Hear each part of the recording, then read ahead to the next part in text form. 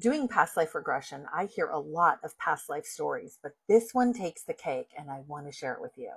Hi, my name is Tracy and I do past life regression, life in between life regression, and I help my clients connect to their higher selves to get answers to every question about their lives. And sometimes it also involves getting healing for past life trauma, like this story. Because I don't memorize every word of my session, I'm going to read the notes from the screen that I type while my client is under hypnosis, because I want to set the background for this story. When I brought my client to this past life, this is what she described seeing. She said she was a little girl standing on a dark wood floor in a dress with bloomers. She said she had a long sleeve fancy dress on and she had curls. Then my client started crying. See, what happens when you do past life regression is you actually go back there. So many of my clients end up getting very emotional and oftentimes crying because they feel all the same emotions, and it's like they're right back there in that place again. She said she was carrying a doll or a teddy bear, and she was really confused as to why she was crying, but she said she was just standing there in the foyer. It feels really quiet. It's daytime. Life is confusing. I can't really say what I want because I'm little. Nobody takes me seriously. I feel unheard. I'm expected to be quiet. I have a brother not too far from my age. We're a couple years apart. I love him, but he's not here with me right now. I asked her to describe Mom, and she said Mom is sweet and gentle, but she can't protect me. And my client started crying again. I said, what does Mom not protect you from? And she said, my dad. He's really mad, really angry, and she can't protect me because then he will come after her too. And she feels it's best for her to not get in the way because then it would just be worse for everybody. Then I asked about Dad. She said Dad has got a mustache. He's got a good paying job. He dresses nice, goes to work. He goes to work a lot. I think we have people that care for the house. I feel like they're around somewhere, but they're not with me right now. I feel like I'm walking back and forth in the foyer, clicking my shoes, walking back and forth, turning around, killing time because I don't know if they're home or in a different room, and I'm just trying to stay out of the way. I'm not really sure. I have to entertain myself and be quiet at the same time. Dad physically punishes me and yells. It's a regular occurrence. I have to walk on eggshells all the time. I don't know when he's going to explode. I haven't figured out the pattern yet. My brother doesn't get it, though. He's not mean to him. He doesn't get it as bad as he is to me. I asked her to take me forward to an important day, and she took me forward to her birthday party, and she was just really scared and walking on eggshells and very nervous, and Mom was giving her loving, reassuring glances across the room. But she was just afraid that at any moment Dad would walk in and ruin her party. We never saw if Dad actually came to the party, arrived at any point, but she was really terrified the entire party, even though everyone else was kind of going around and having fun. Then I brought her forward to another event, and she said she was lying in bed sick. She heard her parents arguing in the hallway, and I don't know what's wrong with me, she said. I don't think I'm going to die, but my parents are outside the room. I hear Dad saying that it's my mom's fault that somehow that I'm sick. He says it's her fault, and I want to say it's not true, but I can't say that because that would make him even more mad. My brother's in the room with me, but he's just kind of looking at me across the room and can't even come near me because that would make Dad angry also for him to give me comfort and affection. I want them to be taking care of me, but Dad won't let that happen. He's just mad and he's arguing with my mom.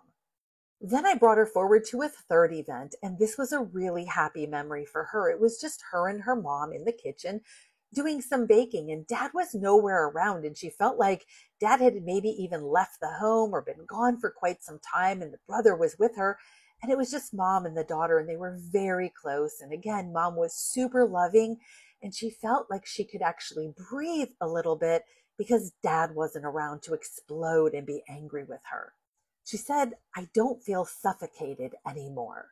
Then I took her forward to the day that she died, and she said she was probably no more than 15 years old, and she remembered her being on a boat with her dad, and the next thing she knew, there was a hand on her, and she was in the water sinking to the bottom of this lake. She said it's cold and dark, and I can see the air bubbles coming up. It's really, really dark. I'm scared and there's nobody with me. I'm by myself. I don't know what happened. I have no idea. I can see one glimmer of something above, but I'm just going down further and I can't get up. Once she was out of her body, I asked her if she could get a little more clarity about the situation. And she said, I don't feel like I was aware at all that this was going to happen. I was just in one place and then I was in the water and I wasn't thinking that was going to happen at all. I was on a boat with somebody. I'm not sure if they pushed me over, and if they did, I didn't know that it would happen. I feel like somebody wanted it to happen, but I can't see exactly what happened. I feel like it's my dad around there. I feel like I was happy and then it just happened. I don't know what happened. I feel like we were on the boat and then I was just not on the boat anymore. It feels like maybe my dad killed me, she said. I don't know if he was mad because me and my mom were happy. We had that time of happiness and then something happened. He didn't want us to be happy and he was really mad about that. He was mad that mom was happy with just the two of us. She said he wasn't ever going to be able to compete with the happiness that I gave her, and it made him mad. I feel like when I was sick, it made him mad because he could feel how much mom loved me, and it made him mad, and he was keeping her outside the room because he could feel how much she loved me. When my mom finds out that I died, she could barely continue living. Outside of her body, she said she stayed very close to her mom for a very long time. And her mom knew it and could feel her, but it still made her mom sad that she couldn't actually reach out and physically hug her anymore. Then she said her brother was groomed by her dad and ended up moving away, and the mom ended up all alone. So throughout that entire past life, my client was crying most of the time. She could actually feel the emotions, and she was back in that place. So after I brought her higher self forward, I said, what was the reason that you showed her that past life? And this is what her higher self said. It said, it's similar. It's similar to the lessons, but not the same circumstances that she's dealing with now. And I said, what are the same lessons she's dealing with in this lifetime? And her higher self said, feeling confused, feeling small and stuck. Like she is the cause of other people's anger.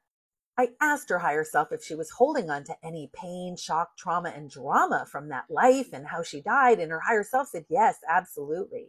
So I asked if her higher self could pull all of that pain, shock, trauma, and drama, send it to Creator's light, and replace it with peace and love and light. And her higher self said, it's coming out of her lungs. It's in her lungs. The tightness is leaving her lungs, the heaviness and the tightness, like being reversed, breathed up. It's glowing in warmth and expansive, not condensed and suffocating any longer. I asked her higher self if there was any other healing that that little girl needed, and her higher self said yes, she just needed to know and understand that it wasn't her fault.